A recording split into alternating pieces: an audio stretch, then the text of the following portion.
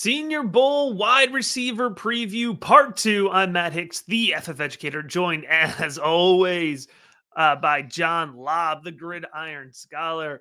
John, the wide receiver invites have been coming in fast and furious. So we have 9 more guys that we have done full film reviews on. And I got to tell you, man, this last week, getting into the film on these guys, I actually might be more excited for the depth of this week's episode compared to some of the bigger names in last week. So are you ready to get into this thing?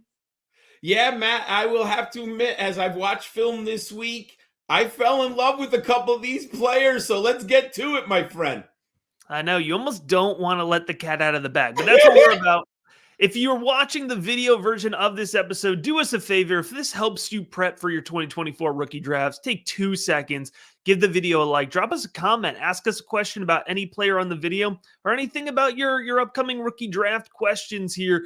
And if you want to get in on the Rookie Big Board rankings, the Rookie Big Board Discord, personalized roster advice, draft advice, the Discord is going absolutely wild this time of year. Head on over to patreon.com/rookiebigboard. Whether you're watching or listening, the link to join us and join our community will be in the episode description. But without further ado, John, we're going right into this thing. We're starting off hot because I got to tell you, every single draft cycle, there's guys that you watch live and you like, but once you put them on the film, they just pop. And I got to tell you, man, I'm excited. I'm all in. I messaged you as soon as I finished watching Jacob Cowing tape, the wide receiver at Arizona, man. We got something special with this guy. Oh, he's very interesting, Matt. 5'11", 170 pounds. He had played 3 seasons at UTEP, and he had led the team in receiving each season on campus. And in 2021, Matt, he blossomed into a star. 69 receptions, 1,354 yards. What I like most, 19.6 yards per catch, 7 touchdowns. He was named first team All-Conference USA. So what he decided to do is he was going to take his skills and move up a level from the G5 to the P5. He transferred to Arizona. And over the last 2 seasons, Matt, he has started 24 of 25 games. In 2022 this year, Matt, he was really good. 85 catches for 1,034 yards and 7 touchdowns. But when you watched him this year, Matt, Arizona changed his role in the offense. He ran many more shorter routes, and he averaged only 9.4 yards per catch. I looked it up. He ran 70% of his routes out of the slot. He ended up with 90 catches, so he had more catches, Matt, but for only 848 yards, and he did establish a program record with 13 touchdowns. I watched the Valero Alamo Bowl to scout him against Oklahoma. He was the offensive MVP, Matt. He flashed us that deep play ability again with 152 and 2 touchdowns against the Sooners. I like him a lot. He has a role in the NFL, Matt. What does your film study say? Yeah, cowing is a perfect definition of you have to stay up on NFL trends, right? Slot receivers can absolutely contribute for fantasy purposes. We've seen that. And what I love when I'm watching Jacob Cowing tape, he's got a great release off the line of scrimmage. Boom, big check mark for me. John, working through his routes, he creates separation consistently. He'll shake defenders with that footwork. And then he's got this speed where once you give him a step, he's going to have 2 or 3 yards of space before that defender gets to him. So showing that ability at the college level is a big thing for me. He's quick, he's fluid, he moves really well east to west, just as much as working downfield. And you're right, his routes were shorter, John, but he works a pretty decent route tree. We got a quick slant. We have the ability to work that deep curl, work into the deep field with a post, with a go route. You can really let him live on the seam. John, a guy who I know he had a little bit of a down year this year, but I'm getting Jahan Dotson vibes. And we saw the upside with having Jahan Dotson from his rookie season, right? So Cowing, I know it's a loaded wide receiver class. It wouldn't shock me if he slips into day 2. He's definitely a wide receiver that I'm a big fan on. And it's a big reason why we wanted to kick off the show with him here. But let's go ahead, John. The next guy we're going to talk about is another guy that I'm a big fan of. I've alluded to him in previous episodes as well as kind of my sleeper mid-round wide receiver from this year, and that's going to be Jamari Jamari Thash out of Louisville. But John, another guy who benefited greatly from the transfer portal. Yeah, Matt, you better get used to it, everyone. The transfer portal has changed everything for these young athletes and their potential at the NFL level. Thash is 6'1", 185 pounds. However, unlike Jacob Cowing, Matt, he played on the outside 89% of the time. He was unbelievable. He was a 3-star recruit who originally enrolled at Georgia State. That's a G5 program. And in 2022, his 4th year on campus, he finally exploded as a playmaker. 61 catches for 1,122 yards, 7 touchdowns, and he averaged 18.4 yards per catch. He was the all Sun Belt receiver that year. So once again, he decided that it was better for him to move up a level in competition. He transferred to Louisville. And all he did, Matt, he was a darling of the college fantasy football world, and he's getting draft buzz now. He started 12 games for the Cardinals this year. He opened the season with a touchdown in his first 4 games. He finished the year with 63 receptions for 858 yards and 6 touchdowns. But Matt, if you go to the slide and if you look at some of the numbers, he's really impressive, because when you go back to his Georgia State year, the numbers pop like the team dominator, 46%. Look at that. Receiving yards per team pass attempt, 3.77. He has been really good on occasion. And you know, Matt, I'm okay with receivers moving outside, inside. I think Thash has a definite role in the NFL. Matt, what's your film study say? Yeah, if you watch Louisville, which I did find myself watching a lot of Louisville this year, they found themselves in a lot of interesting matchups. Jamari Thash, he was a huge piece of the Louisville offense. And remember, this is a Louisville offense that made it to the ACC championship game, despite having a brand new head coach, really low expectations. I think their season over-under was 8.5, and they ended up going to the ACC championship. And Jamari Thash was a huge piece of that. John, off the line of scrimmage, he's got a really nice release. He's sharp. He separates quickly. And then he's got that long speed. I mean, he's somebody who we're going to, raise our eyebrows a little bit when we see that 40 time in Indianapolis, because I think he's going to have a really nice one. He's got reliable hands. He's catching everything thrown his way. And after the catch, John, he's fluid. He's elusive in space. So if you're a fan of that yak upside, then Jamari Thash is absolutely going to be somebody who catches your eye. And if you've been watching college football, especially SEC football, over the last few years, it has been impossible to not have your eye caught by Ainias Smith, the do-it-all wide receiver out of Texas A&M. Matt, when I was breaking down Ainias Smith this week and watching more film, it really made me think about Jimbo Fisher, the talent that the Aggies had, and they did nothing with it. There's a reason he's not coaching that team anymore, but that's for another podcast. Hey, Ainias Smith is 5'10", 200 pounds. As a true freshman, he immediately saw action in 2019. So we like that here on the rookie big board. He had 22 receptions, 7 carries, but he was a special teamer also, Matt. 16 punt and 13 kick returns. So the coaching staff felt that this young man was worth getting the ball in his hand at an early age. The next year in 2020, he led the Aggies with 564 receiving yards on 43 receptions. The next year, he paced Texas A&M with 47 catches and 6 touchdown receptions. Yet in 2022, he suffered a season-ending injury and he played in only 4 games. So he decided to return for his 5th year, and he was really good last year, Matt. He looks like a running back, doesn't he, when you see him transition? And I believe he played running back in high school, if my memory serves me. So you see that when he gets the ball in space. He had 53 receptions this year for 795 yards and 2 touchdowns. As a receiver, they placed him in the slot 75% of the time. And here's what I love looking through the data. He was very impressive at yak per reception. So how many yards did he get after the ball was in his hands? He averaged 6.7 yards, Matt. That was more than Malik Neighbors, Marvin Harrison, Troy Franklin, and Xavier Legette on a per-catch basis. That's a pretty impressive number, and he had 355 yak yards. Matt, from day one, he's an NFL player. He has 82 career punts, 820 career kick returns, and 2 touchdowns. I know coaching staff's going to love him. Matt, what's your film breakthrough or film study say?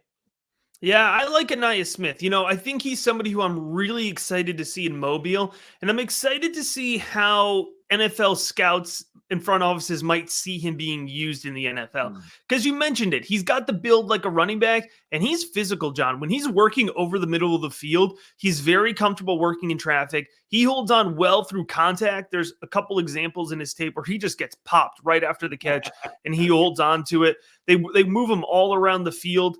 I think he's a twitchy athlete, and like I mentioned, I think he's got pretty solid hands.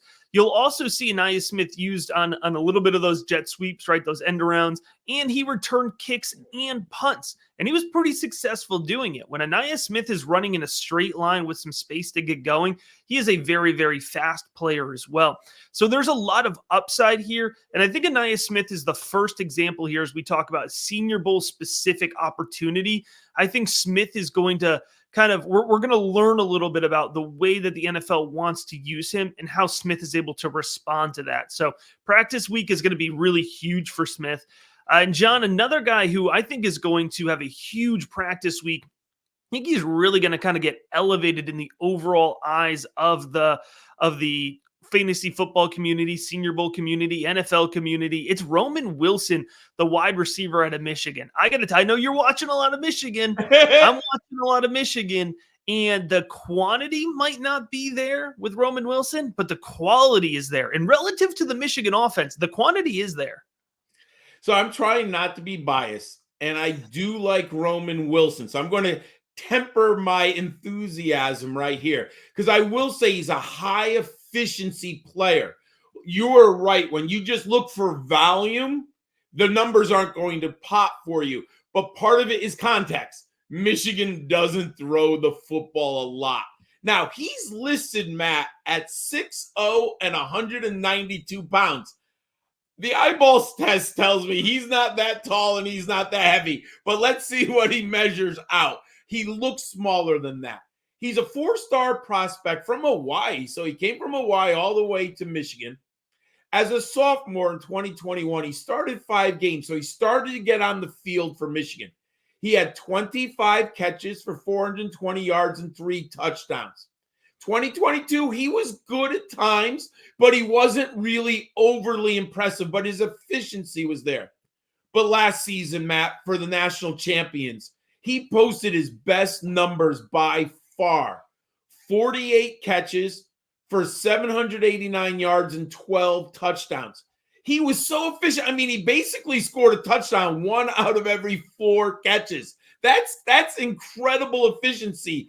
And he is really productive with the ball in his hands. For the Big Ten, he was named second team. He lined up in the slot 68% of the time. But here's what's interesting, Matt. If you watch him, he gets deep a lot.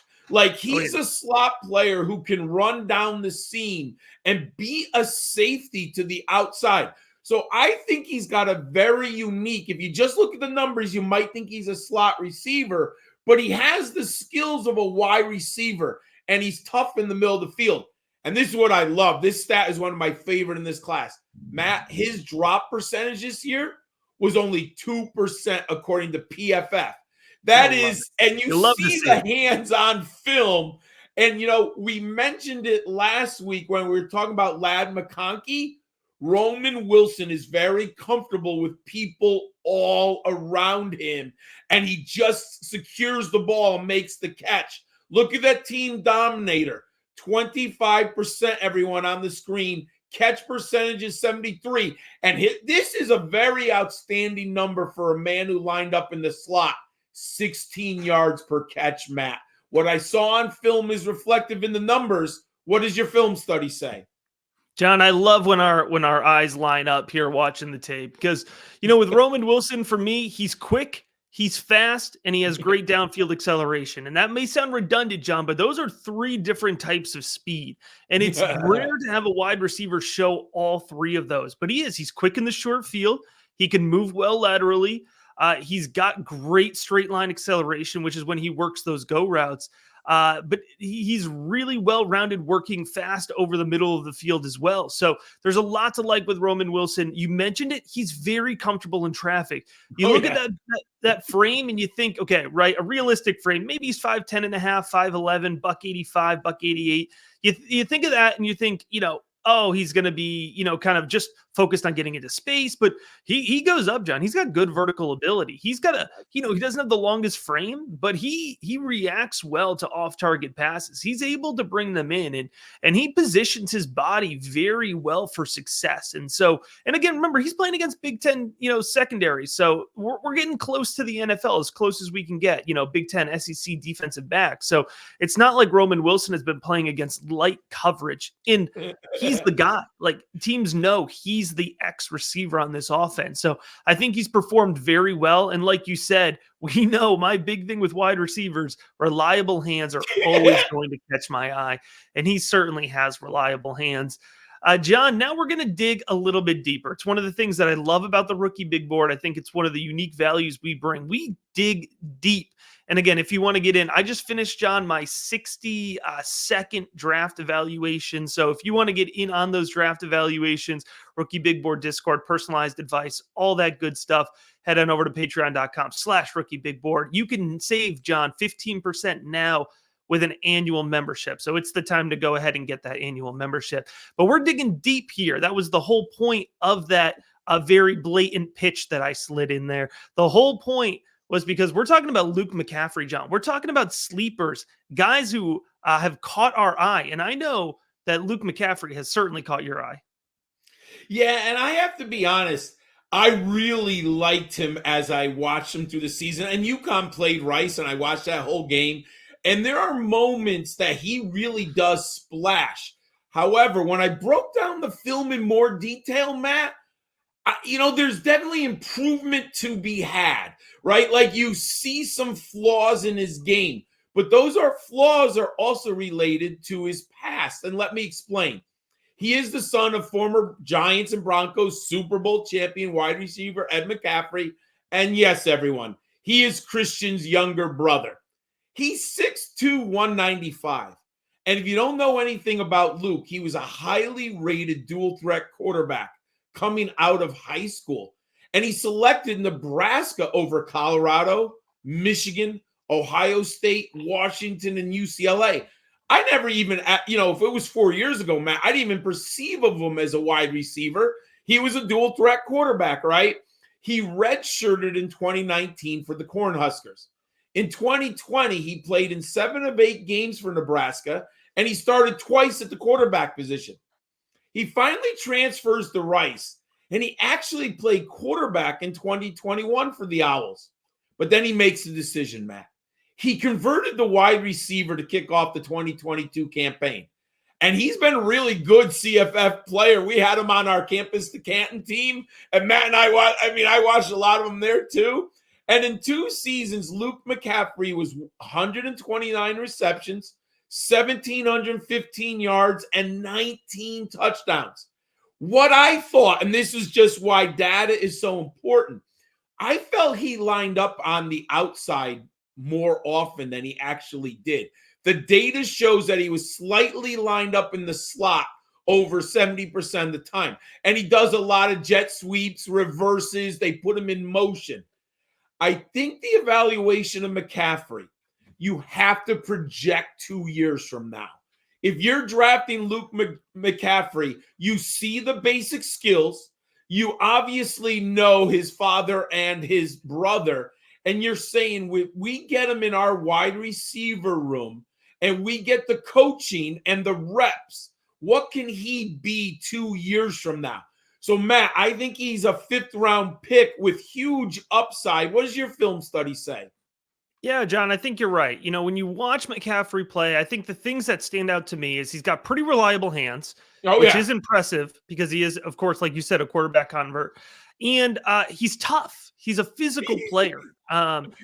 He's going to work over the middle of the field without fear. He's going to really scrap for those extra yards after the catch. He's got some burstiness to his game for sure. But like you said, he's raw. And you could see that especially in his route running. You could really kind of see that rawness. He's not super elusive in open space. So it'll be interesting to see where he goes. I think, he's the definition of a day 3 prospect, right? But part of the Senior Bowl and part of Mobile is, every scout, every, GM, every head coach who's going to be there knows what his family lineage is. And folks, you may like it, you may not like it, but that means something, right? And so they're going to want to talk to him. They're going to want to have that one-on-one interaction. And like you said, John, they're going to want to figure out who are they going to bring in on their roster, who's going to be a competitor, who's going to be physical, tough. Maybe he's got to start off his career on special teams. But if he's on the 53, man, listen, when we get to weeks 10, 12, 15, these names that pop up from the wide receivers, especially because of injuries, sometimes they're names that, are well deeper than the draft capital that Luke McCaffrey's probably going to get, right? So I think he's got a big opportunity in Mobile. And this is one of the ones, you keep your ear on the ground. You want to hear what people's impressions of this guy are. But like you said, John, I just need to point this out. To get this Luke McCaffrey film, I did watch the full game of Rice versus UConn. So if anybody has ever questioned my dedication to tape review, all right, I watched the whole Rice UConn game voluntarily. Okay, so I need to throw that in there. That's my big takeaway from Luke McCaffrey. All right, we sacrifice big time for the Patriots here. But in offense, John, that was much more fun to watch throughout the season than the UConn Huskies was Malachi Corley, part of the Western Kentucky Hilltoppers. And I know, John, that Corley is a guy who's getting a lot of groundswell. I can tell already that he's somebody who is a not so quiet sleeper pick for a lot of the fantasy football community, and for good reason, because he has some of those attributes that kind of lend to high upside. Oh, absolutely. He pops at times. And when we did over the summer, we did a 5 underrated wide receiver show, and Malachi Corley was on the show. So I was really excited about this year watching him. He's 5'11" and 200 pounds, but he's big and well built. He played cornerback in high school, Matt, and he weighed about 163 pounds. So he's grown into his body, and I would not say he holds the weight well when you watch him play football. His first year, he played sparingly on campus in 2020, but he finally blossomed in 2021. 73 catches, Matt. But here's a little bit that's going to be a factor in his career. He only had 691 yards and 7 touchdowns. And then over the past 2 seasons, he has been named first team All-Conference USA. 2 years ago, he had 101 receptions for 1,295 yards and 11 touchdowns. This year, he only had 79 receptions for 984 yards and 11 touchdowns. And Matt, when I watched the film, I thought he had a ton of short passes. Like, I was just like, where's some of the deep crossers? Where are the deeper routes? So then I looked up some stats. He was placed in the slot 86% of the time. And what really concerns me, which is a little bit of a red flag, I'm going to be honest, his ADOT was 5.5 yards. And Matt, when we broke down Rondell Moore a couple years ago, you and I talked about this, and I don't have any Rondell Moore on one dynasty team. I said my major concern was I think he had an ADOT of like 3.2. Like, it was, and basically that's what he's done in the NFL, but he can't escape defensive backs. So I'm a little bit worried about Corley. There's some red flags here, Matt, but I do like the film. What do you say when you looked at the film? Yeah, I think you nailed it on the head here, John. Malachi Corley, he is an exciting player to watch. And a lot of that excitement comes with the ball in his hands after the catch. He's a tenacious runner. He's got good field vision. He's elusive. for a wide receiver, John, I love his contact balance, right? And he speeds up quickly. He's bursty. He's got that kind of short area lateral ability. So all of those things are very exciting. But like you said, it's one of the rules of the rookie big board, right? You kind of fade these wide receivers that have high, what I would call manufactured production. Because, John, even the best prospects, even the best athletes, rookies, when they're in the NFL, you don't get manufactured production. You're not going to get 20% plus of your offense, right? And you're certainly not going to get it right away. So you're right. That's why we advocated fading Rondale Moore. That's why we strongly advocated fading Kadarius Toney, right? Because these are the guys that you get sucked right back into over and over again. Now, that being said, right, where I'm at with Malachi Corley right now is that there is enough on his tape in terms of handwork, in terms of speed, where if he goes to the Senior Bowl and shows out, then we could possibly go back and look and say, okay, he did what he was asked to do, right? But the NFL may use him differently. So that's what I'm going to be looking for. Wide receivers, it's great. You have one-on-one isolation route drills. I thought his route tree was pretty simple. His route running was pretty basic. But again, maybe that's all he was asked to do. So Mobile gives us that opportunity. It gives Corley this chance to say, no, that's not who I am as a prospect. But right now, John, you're right. I'm proceeding with more caution than excitement, despite the fact that when I let into it, he is a popular sleeper pick. And so it's important to kind of balance those concepts when you're looking at him as a prospect. Now, John, a prospect that I would blame nobody for not really knowing about, but he did have pretty decent production relative to the Georgia offense this past year. It's wide receiver Marcus Rosemy-Jacksaint. And so when we're looking at him here, we have a decent frame, decent profile here, decent production. Tell me what you saw here when you were looking at his tape. So when he first got the invite, I have to admit, I had to go look at him. I was kind of like, okay, why is he here? There must be something that I missed. And we watch a lot of Georgia football, and I can't say once did I ever say, wow, that young man Marcus is really jumping off the screen. So I had to look back and see, did I miss something? He's 6'2", 195 pounds, and he's an outside receiver. So you see that, right, Matt? He played in the 2020 Under Armour All-American game in high school, and he was a 4-star prospect. But he didn't play much in 2020 and 2021 for the Bulldogs. And what I found out in my research, Matt, I didn't realize this, and I kind of found out by mistake. He suffered a gruesome injury. Do yourselves a favor, everyone. Do not look up his injury. I saw it on YouTube. It is, woo! I give the man a ton of credit to come back. And in the past 2 years, he has made 18 starts in 28 games for Georgia, and he has corralled 63 passes for 872 yards and 6 touchdowns. He has some athletic ability, Matt, but I don't think he's a refined route runner. So what does your film study say about him? Yeah, I see steady hands on tape. He can go up and, he's got a pretty decent catch radius. He is a willing and a physical blocker, which I know doesn't sound exciting for us, but that might be part of the reason why, the NFL scouts wanted to see him in Mobile.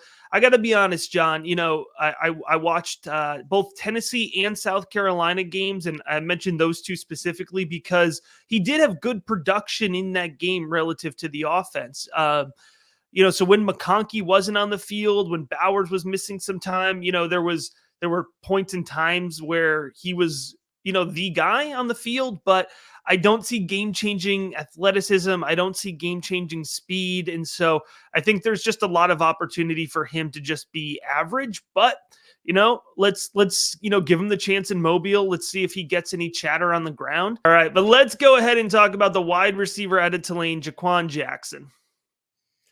I was also shocked that Jha'Quan Jackson got invited first. But when I started looking at him more, I realized why he's there. And Matt, it's for special teams. Yeah, his definitely. Career at special teams, 59 punt returns and a touchdown, 35 kick returns, and 3,308 all-purpose yards while he was on the Green Wave. And I watched a lot of Green Wave. I like the American Athletic Conference. We had Tajay Spears, Michael Pratt, and Jackson. They had a plethora of wide receivers. It's not like I can say any one of them jumped out. He's 5'11", 185 pounds. He did play for 5 years at Tulane, so we don't have like an early breakout player. In 2020, he became a versatile weapon for the Green Wave. He had 31 catches, 9 touchdowns from scrimmage, 16 punt and 5 kick returns, and 788 all-purpose yards. Over the past 2 years, he has 59 catches for 993 yards and 7 touchdowns. Matt, if a team needs a special teamer, a kick returner, punt returner, I think he might be the guy in this draft.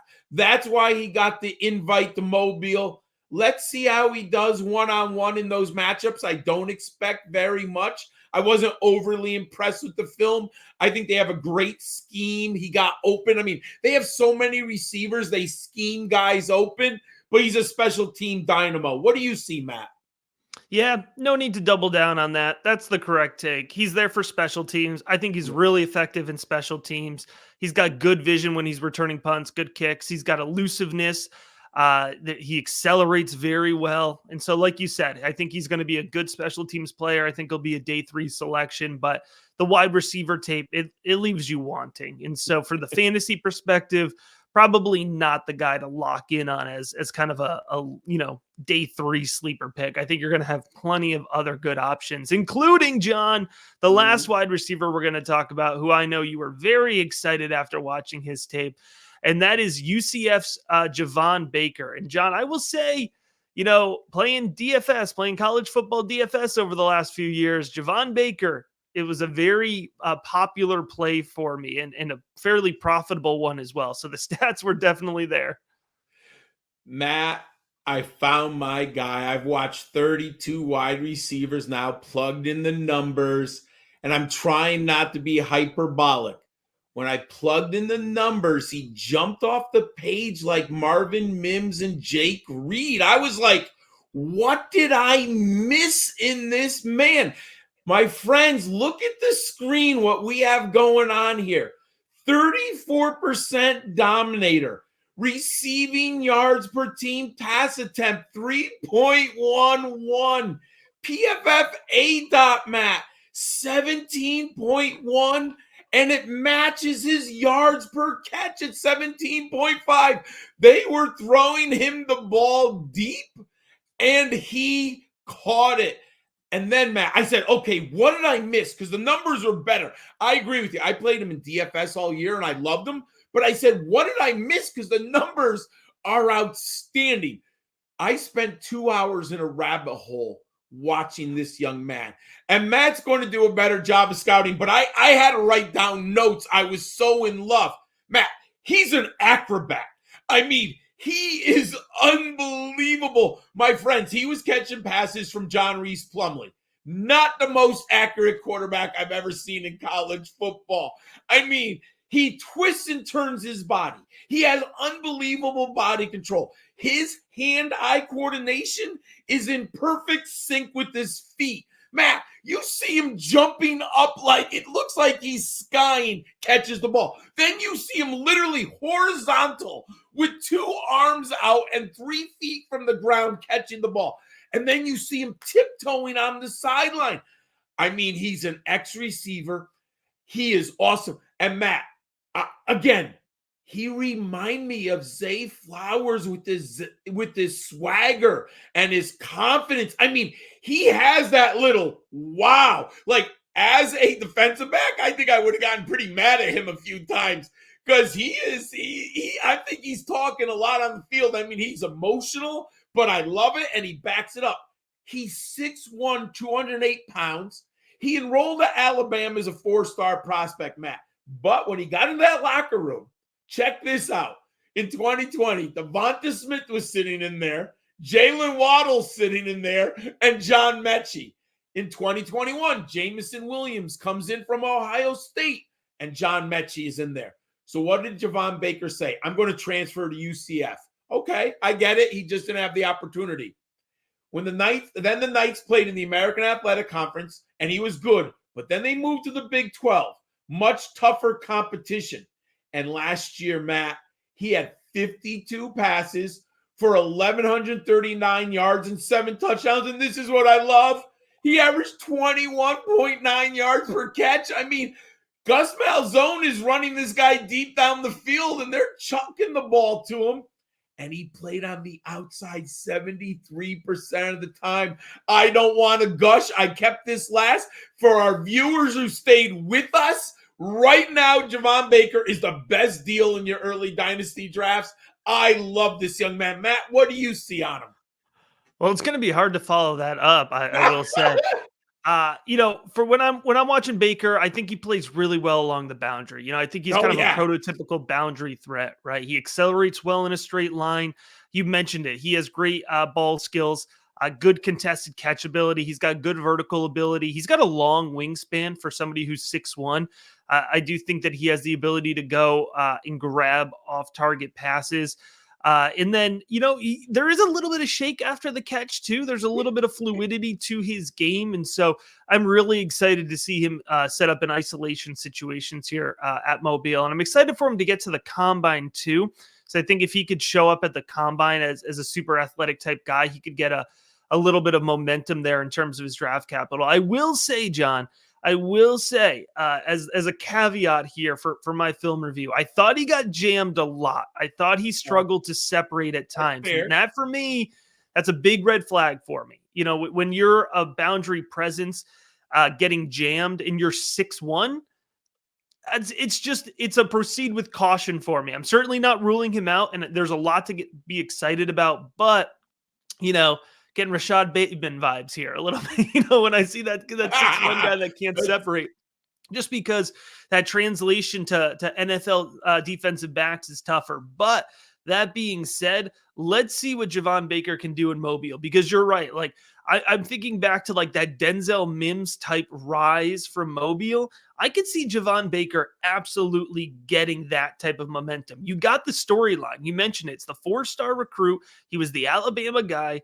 He transferred, they came up to the Big 12, and, my best film for him was Oklahoma, right? Like that's a good game to be the best film. And he's got that home run play ability, because if he does get that separation off the line of scrimmage and he beats that defender with the first step, like you're going to get, I think the Oklahoma game was like an 80-yard touchdown or a 70-yard touchdown or something, right? So like home run hitting ability is there. And so I could see him getting like that Mims type rise and potentially playing his way into day 2 draft capital, which in this class would be really amazing for Javon Baker. So definitely somebody to keep an eye on. It was definitely worth saving to the end here, because if you're listening, if you're watching the whole episode, John, you are knee deep in the draft coverage, and you are at that sicko level where the Rookie Big Board resources are for you. So make sure you're subscribed on YouTube.